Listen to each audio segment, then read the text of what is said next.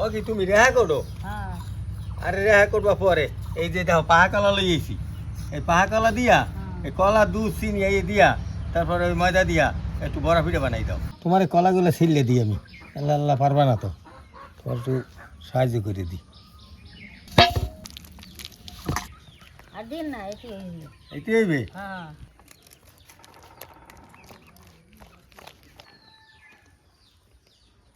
এখন দিয়ে দেবো একটু চিনি, স্বাদ মতো লবণ। আপনার চাষি দেখছেন কি সুন্দর খামিটা করতে আছে, খামির ভালো করলে পিঠাও ভালো হইবে। পিঠা বাজতে লাকড়ি লাগবে না, লাকড়ি লেগেছি। আপনার চাষি একা আর কত করবে, আমি একটু আগুয়ে দিই। তেল গরম হয়েছে, পিঠা ভাজো। বিসমিল্লাহ।